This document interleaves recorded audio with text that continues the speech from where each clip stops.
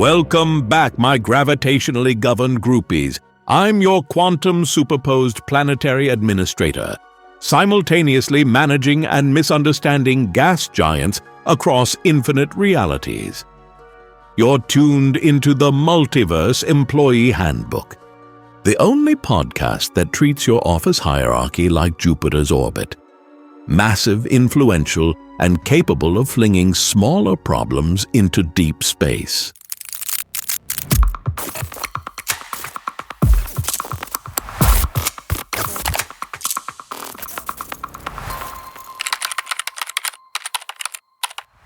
Speaking of massive influences, I've been reviewing our company's organizational chart, which now resembles Jupiter's orbital system. Thousands of tiny employees circling one enormous management structure that's primarily composed of hot gas. Though I should note that unlike Jupiter, our management doesn't provide any gravitational protection from external threats. If anything, they seem to attract them. But today, dear listeners, we're diving into something even more imposing than quarterly performance reviews. The solar system's ultimate middle manager. That's right. We're exploring Jupiter, the planetary equivalent of that colleague who takes up 318 times more space than you, but somehow justifies it by occasionally preventing an asteroid from demolishing your desk. Think about it. Jupiter received its promotion to gas giant purely based on size rather than merit, has spent billions of years essentially doing the same job with no meaningful career development, and its greatest achievement is a storm that's been raging in the same spot for over 400 years. If that doesn't scream tenured department head, I don't know what does. Now gather round the cosmic water cooler, my orbital opportunists, for a tale that would make even Galileo question his career trajectory.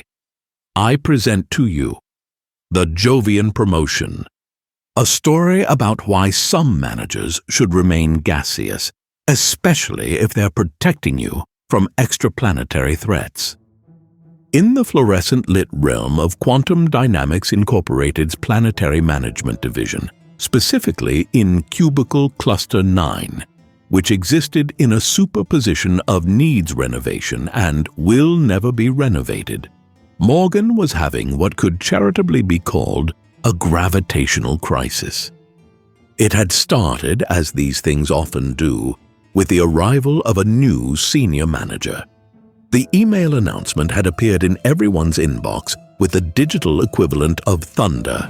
Email. Subject: exciting leadership enhancement opportunity from hr.innovations@quantumdynamics.com to all.solardepartment@quantumdynamics.com.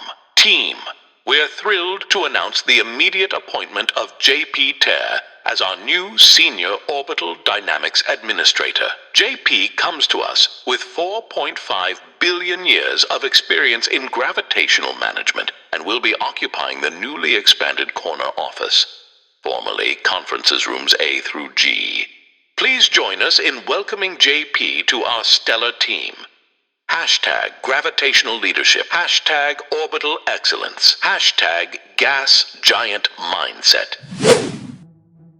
Morgan, who had been quietly protecting the department from disastrous decisions for years, felt a twinge of resentment.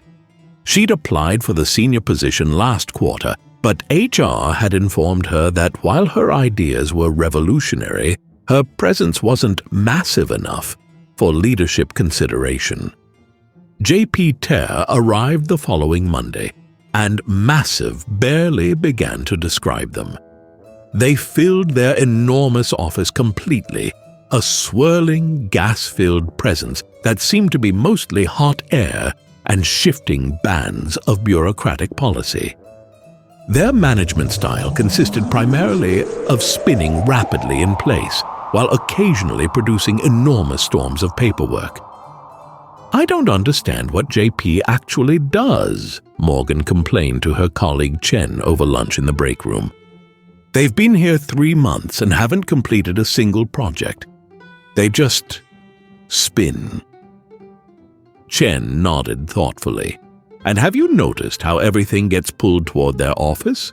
I left my performance review on my desk yesterday, and this morning it was somehow in JP's orbit.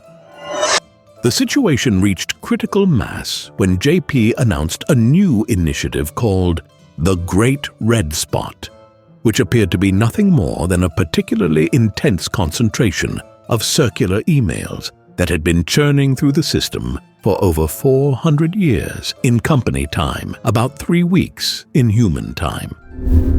"This is absurd," Morgan declared during the weekly team meeting.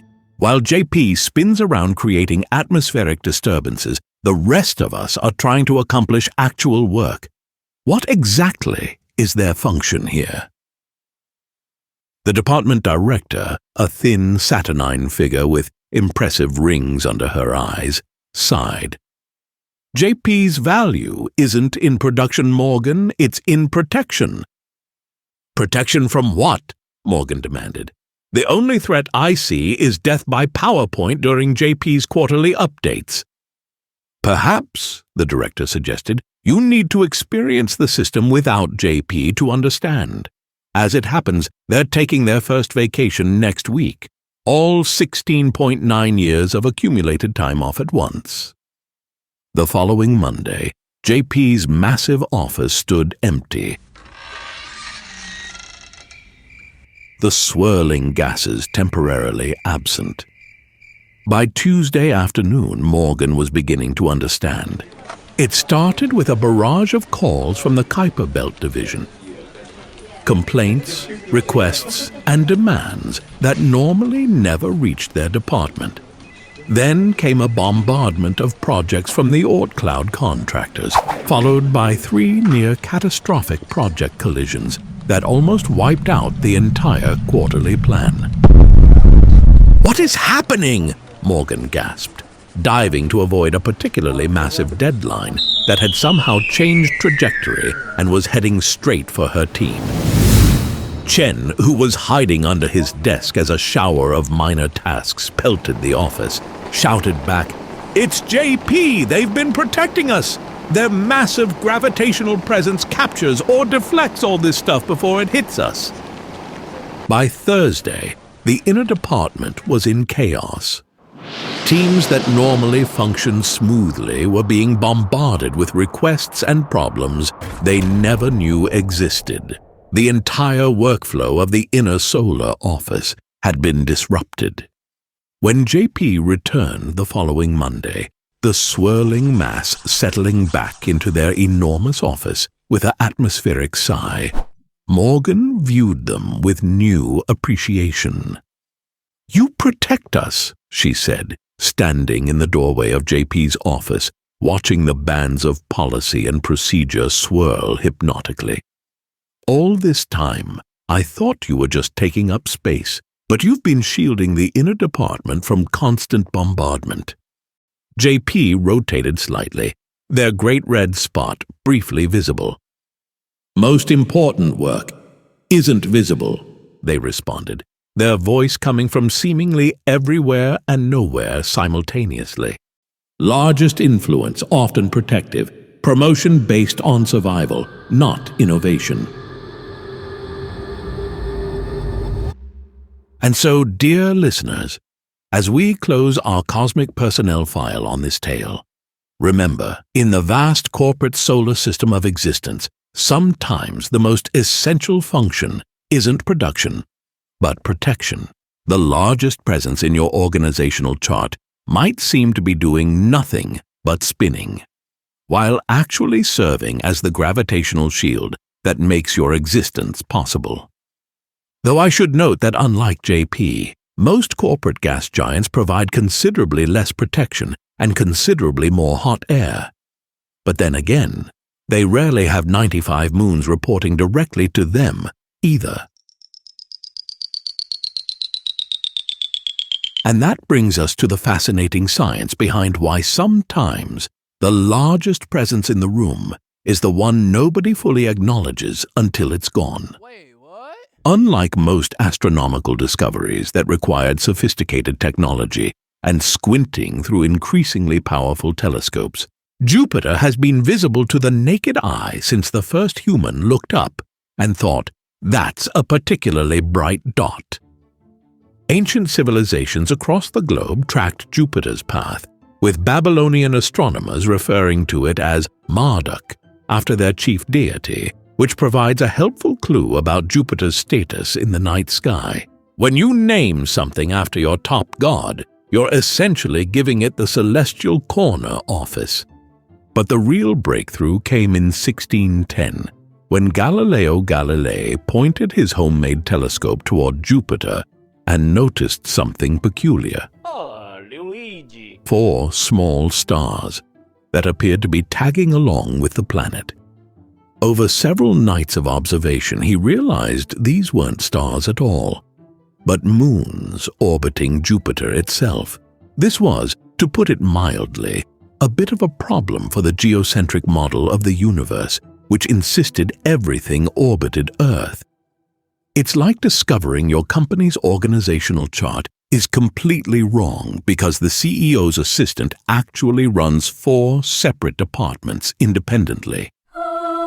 Galileo's discovery of these moons, now known as the Galilean satellites, Io, Europa, Ganymede, and Callisto, provided crucial evidence for the Copernican heliocentric model and simultaneously got him into serious trouble with 17th century management. I mean, the Catholic Church. Nothing upends established power structures quite like proving they're not actually at the center of everything. As telescopes improved through the centuries, our understanding of Jupiter evolved from big wandering star to enormous planetary body with complex atmospheric dynamics. By the late 19th century, astronomers had observed Jupiter's Great Red Spot, a storm so massive it could swallow Earth whole with room for dessert. They'd mapped its distinctive cloud bands, measured its surprisingly rapid rotation. A day on Jupiter lasts just 9.9 hours, despite its enormous size, and began to theorize about its composition. But it wasn't until the space age that we truly began to appreciate Jupiter's sheer scale and influence. We have go for main engine start. 8, 7, 6. We have main engine start. 3, 2, 1. That's one small step for man. We gradually realized that this giant planet, with its massive gravitational pull, has been quietly shaping our entire solar system, capturing comets, flinging asteroids, and potentially protecting the inner planets from catastrophic impacts. It's like discovering that the aloof executive who spends all day spinning in their office chair has actually been diverting disasters from hitting your department for years.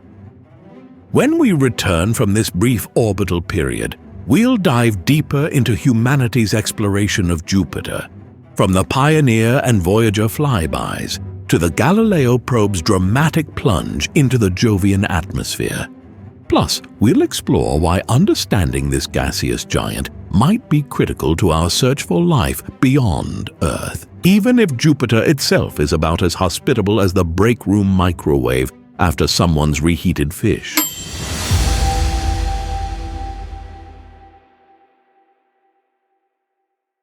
Welcome back, my jovially gigantic groupies. While you were away, our calculations confirmed that if the average corporate manager were proportionally as massive as Jupiter, they'd take up the entire office building while still somehow failing to respond to your urgent Slack messages. Now, let's dive deeper into Jupiter's remarkable story, starting with humanity's earliest observations of this wandering celestial giant. Long before telescopes or spacecraft, ancient civilizations tracked Jupiter's movement across the night sky. The Babylonians called it Marduk, after their chief deity. The Greeks named it after Zeus, with Romans later renaming it for Jupiter, king of their gods. No matter the culture, humans consistently looked at Jupiter and thought, that one's definitely in charge around here. It's brighter than most stars and moves with a deliberate, stately pace across our night sky, like a CEO who knows everyone's watching their walk to the podium. But it was Galileo Galilei who truly revolutionized our understanding of Jupiter in 1610. Using a telescope with roughly the optical quality of a modern child's toy, he observed 4 stars that appeared to follow Jupiter night after night, changing their positions in a regular pattern. These weren't stars at all, but moons: Io, Europa, Ganymede, and Callisto. The first objects ever observed orbiting a body other than Earth. This discovery was the astronomical equivalent of finding out your manager has an entirely separate team that nobody knew about. It shattered the geocentric model of the universe by providing visible proof that not everything revolves around Earth. When Galileo published Sidereus Nuncius, the Starry Messenger, documenting these findings, he didn't just advance astronomy, he fundamentally altered humanity's perception of our place in the cosmos. Following Galileo's breakthrough, each technological leap brought new revelations about Jupiter. In 1664, Robert Hooke observed the Great Red Spot, though we now know it had likely been raging for centuries before anyone noticed it, like that one Slack thread that somehow started before your company even adopted Slack. By the late 1800s, astronomers had mapped Jupiter's distinctive cloud bands and realized the planet rotates at a blistering pace, completing a full rotation in just 9.9 hours, despite being more than 11 times wider than Earth. This rapid spin has flattened Jupiter noticeably at its poles, giving it a slightly squashed appearance, the cosmic equivalent of what happens when you sit in the same office chair for 4.5 billion years. The planet's rotation is so powerful that its equator rotates about 5 minutes faster than its poles, creating persistent jet streams that shape its colorful bands of clouds. But Jupiter kept most of its secrets hidden until the space age. Pioneer 10 became the first spacecraft to visit Jupiter, flying past the giant in December 1973 and sending back our first close-up images. Pioneer 11 followed in 1974, taking a trajectory that would use Jupiter's massive gravitational field as a slingshot towards Saturn, essentially the first example of celestial carpooling to save on fuel costs. The real breakthrough came with the Voyager missions. This is Voyager launch control with T plus 51 minutes and 50 seconds. We're just about 1 minute away from the restart of that Centaur stage. We started the engines. Both Centaur engines are up and burning well, and the feedback pots indicate that we are in good control. Voyager 1 flew past Jupiter in March 1979, followed by Voyager 2 in July of the same year. These encounters transformed our understanding of the Jovian system. The spacecraft revealed that Jupiter has rings not as prominent as Saturn's, but there nonetheless. Voyager discovered volcanic activity on Io, with plumes erupting hundreds of kilometers into space, making this moon the most geologically active body in our solar system. The crafts captured detailed images of Europa's cracked, icy surface, hinting at the liquid ocean we now believe exists beneath. They mapped the intricate patterns of Jupiter's atmosphere, observed lightning in its clouds, and measured the planet's intense radiation belts, which are strong enough to fry electronics and would reduce a human visitor to a briefly surprised pile of cosmic toast. Together, these missions revealed Jupiter as a complex system unto itself, less a planet than a mini solar system, complete with its own radiation environment, magnetic dynamics, and family of orbiting bodies ranging from massive moons to tiny moonlets. The Voyagers showed us that Jupiter isn't just large in size, but in complexity and influence. But these flybys, impressive as they were, merely scratched the surface of Jupiter's mysteries.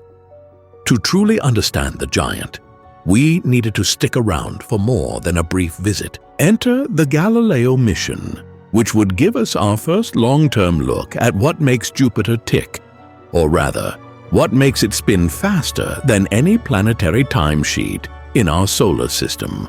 If the pioneers and voyagers were like tourists snapping quick photos as they passed Jupiter, the Galileo mission was the first to actually move into the neighborhood. 5, 4, 3, 2, 1. We have ignition and liftoff of Atlantis and the Galileo spacecraft bound for Jupiter. Houston now controlling.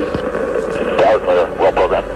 Roger roll, Atlantis. Launched in 1989, Galileo took the scenic route to Jupiter, using gravitational assists from Venus and Earth, essentially cosmic carpooling, before arriving at its destination in 1995. Upon arrival, it performed the ultimate corporate split. The main spacecraft became an orbiter, while a special probe detached and plunged directly into Jupiter's atmosphere, the interplanetary equivalent of saying, "Hold my beer," before diving into the most hostile place imaginable. For 57 minutes, the Galileo probe transmitted data as it descended through Jupiter's upper atmosphere, enduring temperatures twice as hot as the Sun's surface and pressures that would crush a submarine. The probe discovered that Jupiter's atmosphere was drier than expected, but contained more heavy elements than the Sun, suggesting Jupiter formed by capturing material from the early solar nebula, like a celestial office executive hoarding resources. Meanwhile, the Galileo orbiter spent 8 years conducting the first long-term study of Jupiter, performing 35 orbits and revealing the giant planet to be even more complex than we imagined. Galileo discovered that Jupiter's rings are formed from dust kicked up when micrometeorites hit the planet's small inner moons, essentially a cosmic demonstration of why you should clean your desk occasionally. It revealed that Jupiter's magnetic field is even more massive and irregular than previously thought, extending up to 100 times Jupiter's radius on the side away from the Sun. A magnetic expense account that would make any corporate treasurer weep. Speaking of Jupiter's magnetic field, it's a true force of nature, about 14 times stronger than Earth's, and containing enough energy to power human civilization for billions of years, if only we could submit the proper requisition forms. This enormous magnetic field traps charged particles from the solar wind, creating radiation belts so intense they damaged Galileo's instruments despite heavy shielding. Any human astronaut venturing into this region would receive a lethal dose of radiation faster than you can say, "I should have read the safety manual." Okay. After Galileo's mission ended in 2003, with a deliberate plunge into Jupiter to avoid contaminating potentially life-bearing moons, we had to wait over a decade for our next Jovian emissary. 3, 2, 1. Ignition and liftoff of the Atlas V with Juno on a trek to Jupiter, a planetary piece of the puzzle on the beginning of our solar system. Roll program is in progress. Vehicle body rates look good. The Juno spacecraft, named after Jupiter's mythological wife, who could see through her husband's veil of clouds, arrived in 2016 and continues to orbit the giant planet today. Juno's orbit takes it closer to Jupiter than any previous spacecraft, skimming just 4,200 kilometers above the cloud tops, close enough to practically need windshield wipers. It's studying Jupiter's gravitational and magnetic fields, water content, and deep atmospheric composition. Juno has already revealed that Jupiter's iconic bands extend much deeper into the atmosphere than expected, and that the planet's magnetic field is even more complex and variable than Galileo observed. Juno's measurements suggest that Jupiter's core isn't the solid ball of rock and ice we expected, but rather a fuzzy, diluted core that extends to nearly half the planet's radius. This has forced scientists to rethink how gas giants form. It's the astronomical equivalent of discovering your company's founding mythology was completely wrong. But the CEO is too invested in the story to change the About Us page. Now, let's talk about Jupiter's entourage. With 95 confirmed moons, Jupiter has the second most extensive satellite system in the solar system. These range from the 4 massive Galilean moons, each comparable to small planets, to dozens of tiny irregular moonlets just a few kilometers across. Jupiter's moons are arranged in distinct groups, suggesting different formation histories. Some were born alongside Jupiter, while others appear to be captured asteroids that strayed too close to Jupiter's gravitational influence, like interns who accidentally wander into a board meeting and are too intimidated to leave. Oh, no! The Galilean moons themselves form a fascinating system of increasing ice content the further you get from Jupiter. Io, the innermost, is a volcanic hellscape with over 400 active volcanoes driven by Jupiter's powerful tidal forces. Europa features a smooth, icy shell covering a vast subsurface ocean that contains more water than all of Earth's oceans combined, making it one of the most promising places to search for extraterrestrial life. Ganymede, the largest moon in the solar system, bigger than the planet Mercury, has its own magnetic field and a layered structure of rock, water, and ice. And Callisto, the outermost Galilean moon, appears to be a frozen relic preserving the conditions of the early solar system. Beyond these individual characteristics, Jupiter and its moons form a kind of miniature solar system, a model that helps us understand how planetary systems form and evolve. This brings us to one of Jupiter's most important cosmic roles, our solar system's protective big brother. Jupiter's massive gravitational field acts as a cosmic vacuum cleaner, capturing or deflecting comets and asteroids that might otherwise venture into the inner solar system. Computer models suggest that without Jupiter's presence, Earth would experience significantly more impact events, possibly frequent enough to prevent complex life from evolving. Jupiter is essentially the solar system's bouncer, keeping troublemakers away from the interplanetary VIP section. This protective role has implications beyond our own solar system. As we discover exoplanetary systems around other stars, astronomers are particularly interested in Jupiter-like planets in Jupiter-like orbits, as they may be indicators of systems where smaller, potentially habitable planets could exist without constant bombardment. It's like realizing that every stable office needs a massive manager to intercept problems before they reach the productive workers. Future missions will continue to explore the Jovian system with a particular focus on those potentially habitable moons. NASA's Europa Clipper, launched in October of 2024 and currently using gravity assists from Mars and Earth to gain velocity for its journey to Jupiter, will perform dozens of close flybys of Europa to study its icy shell and confirm the presence of its subsurface ocean. The European Space Agency's JUICE mission, Jupiter Icy Moons Explorer, will focus on Ganymede, Callisto, and Europa, studying these worlds as potential habitats and investigating the Jupiter system as an archetype for gas giant systems throughout the universe.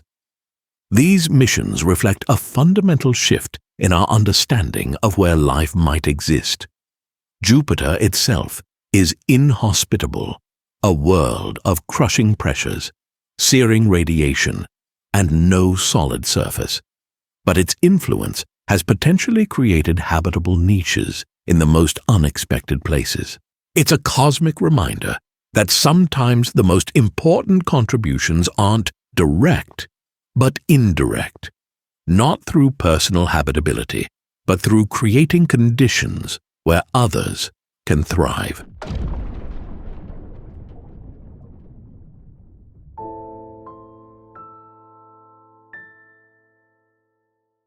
Well, my cosmically captivated colleagues, we've reached the end of another orbital period.